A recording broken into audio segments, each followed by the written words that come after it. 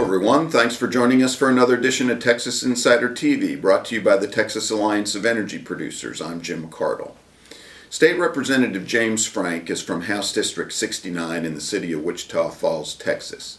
He's Vice Chairman of the House Human Services Committee, a member of the Natural Resources Committee, and also President of the Texas Conservative Coalition.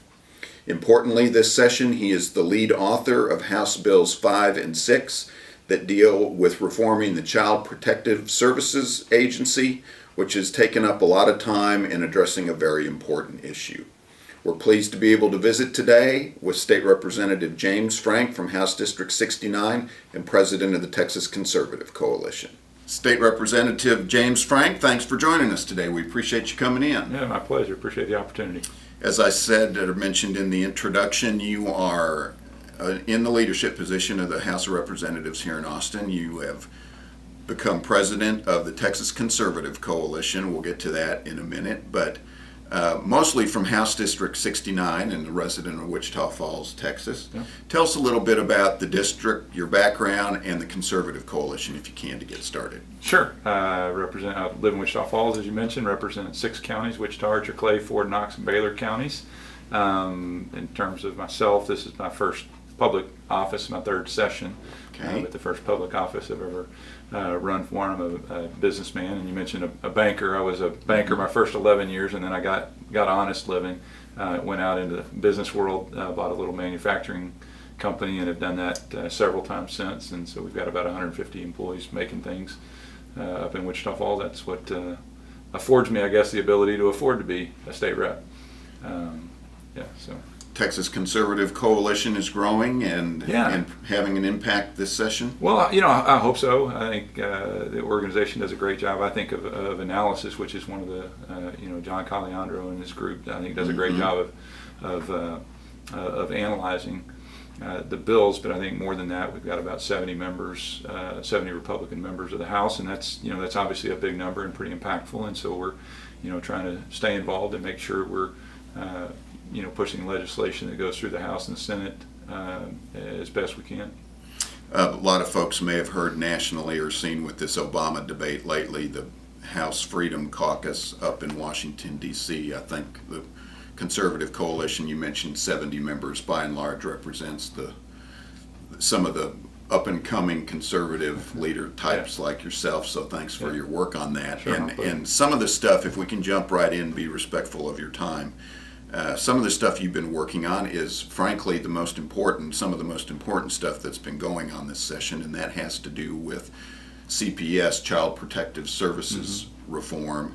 Big, huge problem, important issue for vulnerable kids. Tell us a little bit. I think your bills are HB 5 and 6. Yeah. Give us an update on the situation and what you're working on. Yeah, I mean, obviously, the CPS is a huge issue. It's certainly a core function of government. If we step in and take a child away from a family, we need to make sure that we are taking care of that child, from that point until we get it moved on to move that child moved on to somebody in a permanent setting. It's just something I didn't mention. My wife and I, the 2 boys that we talked about, those were from the foster care system, so we had a lot of experience with it. Really, for about 15 or 20 years, we've worked with at-risk kids, not just in the foster care system, but through church. But legislatively, it's not just a money issue. That's where I think sometimes conservatives don't jump in and get involved in some of the bigger issues, but that's really where all the money is spent. And we're going to keep spending more money on foster care. The question is, are we going to do it well? And I think, if you look at 5 and 6, 5 makes DFPS a standalone agency. It doesn't cost more money, but it does allow a much more streamlined organizational structure. And you mentioned DFPS is the Department of Family Services. Yeah, sorry about that. Yeah, using analogy. Of which Child Protective Services comes under. Correct? Yes, yeah, and that's actually about 80% of it. It's Adult Protective Services and Child Protective Services are the only 2 things under DFPS. Okay. But making that a standalone agency, and then HB 6 and the Senate companion SB 11 make the foster care system really a decentralized model. It's community-based foster care. Right now, if you look at the foster care system, it's all run out of Austin. And how good of a job are we doing? I would say not very well. And really, it's kind of similar if you try to run a school system out of Austin, but run it the whole statewide school system out of Austin, you would not expect good results. Well, that's what we do with foster care. We try to organize it, recruit foster homes essentially out of Austin, and it's not working well. And so what we're trying to do is get it much more community based, so that when a kid's removed from Wichita Falls, they stay in Wichita Falls, or in Austin, they stay in Austin. And that's where, anyway, that's what we're trying to do with those bills. And 4 and 5 have already passed the House. 4 is Cindy Burkett's bill. Okay. 6, or SB 11, I think will be up in the next couple of. It's actually already passed the Senate, and I suspect it'll pass the House in the next couple of weeks. So. And you mentioned the budgetary aspect, and it is the case in this day and age of focusing on the fiscal aspects of everything. But in this instance in particular, Child Protective Services, I'm sure a lot of folks have had experience like yourself, but it's about saving children, and it's clearly the case, I think, that not enough has been done out of Austin in the past. What are some of the problems that you've seen that you're trying to address? Well, and I think I mentioned the structure, but I think some is you mentioned the money. It's not just we keep saying we're not putting enough money. The reality is, if you look at the last 10 years, we have increased funding by 85%. Really? With a 20% increase in kids. Adjust for a little bit of inflation as well. It's a huge increase, and we're not getting better results. At some point, we're putting a bunch more money in. That was the last 10 years. We're putting a bunch more money in. Okay. But we've got to set it up where we're actually getting better results. So many times we argue here in Austin about how much we're spending, and nobody asks how well are we spending it. Very good point. If we will spend it better, then we may not need to spend it as much. And at the end of the day, in Texas, we're going to spend what we tax. We haven't increased taxes. We're not going to increase taxes anytime soon. But we're going to spend. We're going to end up spending everything we bring in, right? We want to spend it absolutely. To me, every dollar we bring in, we need to spend absolutely as well as we can. And that's what we're trying to do. You hear about these poor kids who go through 7, 5, way too many foster homes. Sure. That's part of the process, I would guess, you're trying to address, correct? Absolutely, that is part of the process. And some of these really are they're tragic situations, and it's not just government that's going to be a part of solving this. That's where you have to engage the community. We need to engage the faith-based community. We need to engage everyone to help, because this is not a problem government's just going to magically solve. The reason that's happening is because of the disintegration of the family. And I always say every kid that comes into the foster care system, almost every kid, is because of an irresponsible decision by one of the parents, or in many cases both of the parents. I know you may have one or two where both parents died in a car wreck, but that's rare. It's very rare. Almost all. And the kid's life's not going to be changed until you have a responsible decision and an unselfish decision by another adult somewhere in there, whether that's a kinship care, whether that's somebody adopting. The state is just playing the intermediary, and we just need to make sure we're doing as good a job as we can while we help get that child over to another adult that is going to impact that kid's life. Good luck on that. We appreciate your work on that important issue. Folks, I want to thank you again for joining us for this edition of Texas Insider TV. We're visiting with State Representative James Frank from House District 69, also the chairman of the Texas Conservative Coalition and vice chairman of the House Human Services Committee. Let's move, if we can, Mr. Frank, to another issue, and it's the one that gets most of the attention because it's one of the only issues you're required to do in the Constitution. It's the one, if I know what you're going to ask. That's the state budget, which you all passed last week. I believe $218 billion and change. The Senate version is a hair less than that. Let's talk about the budget. What positive accomplishments are you seeing in the House budget, so folks can know some of the things that are being addressed there?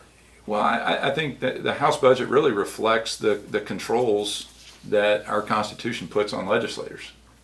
Okay. That we're actually going to spend a fraction less than we spent last session, despite population growth, despite inflation. Really? So that's a fairly conservative budget, and we are because, with oil and gas down, revenues are down a little bit. And the Senate, House and Senate budget are within about $500 million of each other. I think the House is choosing to spend it out of the rainy day fund. That's what we're doing right now. The Senate is doing it with I'm not sure what what to call it. But a lot of folks would say with oil and gas revenues down, it is a legitimate time to use some of the rainy day fund, and you're only talking about a fraction of that. Yeah, fund. yeah, you're talking really. I think it's at $2.5 billion, and in the 2 years we're going to put about $1.7 billion or $1.8 billion in. So most of it is just money that technically is just not going to go into the rainy day fund. Mm-hmm. And nobody wants to spend savings. The question is, do we want to have $2.5 billion less in spending? And I think most people would say, you know what, we're okay with not growing the spending, even though, because really with no population growth, no inflation growth, or monies for that, that's pretty conservative.